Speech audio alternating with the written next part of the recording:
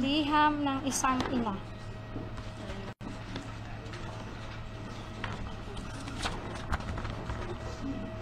Magandang umaga muli. Ako po si Mrs. Angelica Yulo, ang nanay ni Carlos Yulo. Ako po ay narito para ipahayag ang aking huling pananalita hinggil sa girian sa aming pamilya at ng panig ng anak ko, kasama ang kanyang GF na si Chloe San Jose. Umabot na kasi ito sa nakakaalarmang sitwasyon.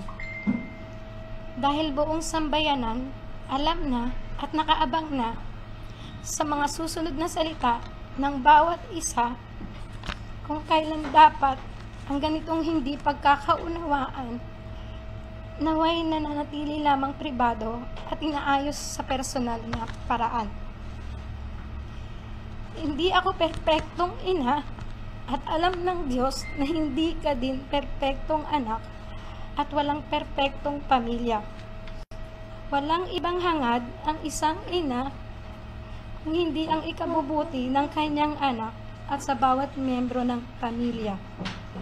Sa paraan ng marahas, maingay, sana'y maunawaan mo na ang intensyon ko ay malinis.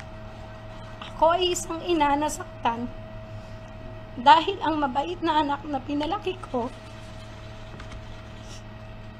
ng maayos at mabuting tao ay hindi na nakikinig sa mga paggabay ng magulang.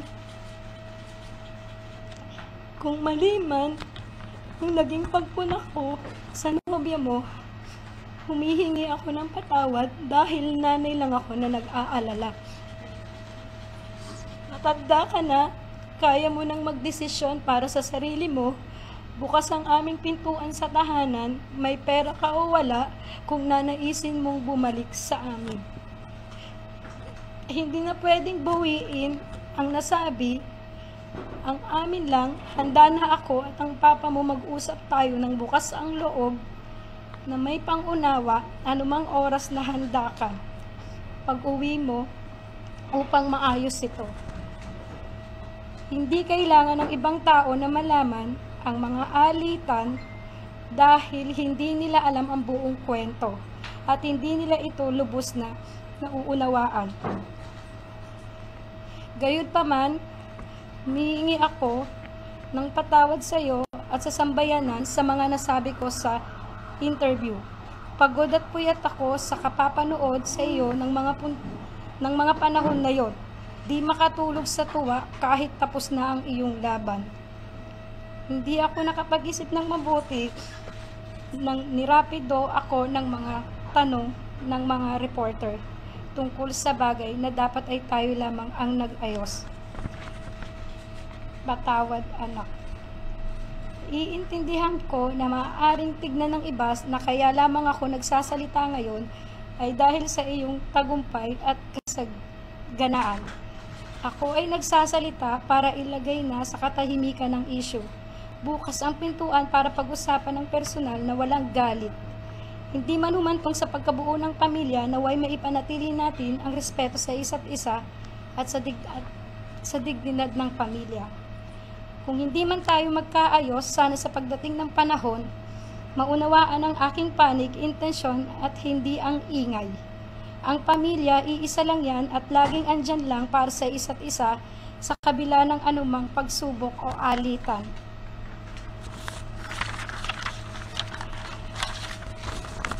Ito'y pilit nating unawain hanggang wala na tayong maisip kung hindi ang mag-ayos siguro.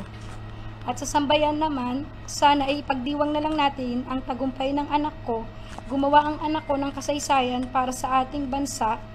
Lahat tayo ay magpasalamat kay Kaloy para sa karangalang iuuwi niya para sa bayan. Sana pagkatapos ng panayam na ito, titigil na ang lahat at matatahimik na ang bawat partido. Ang mga sugat ay kusa namang maghihilom sa paglipas ng panahon. Pero piliin naming humilom kami sa pribado at mapayapang pamamaraan. Kaloy, congratulations sa iyong tagumpay. Mahal na mahal ka namin lahat.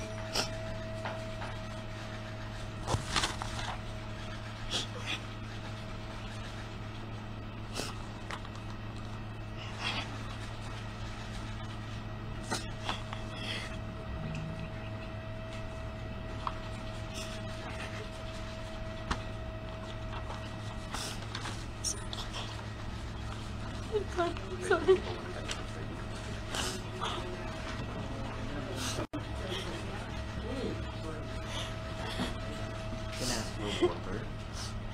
Sorry. While she's composing herself, okay, Tony Raymond, with humble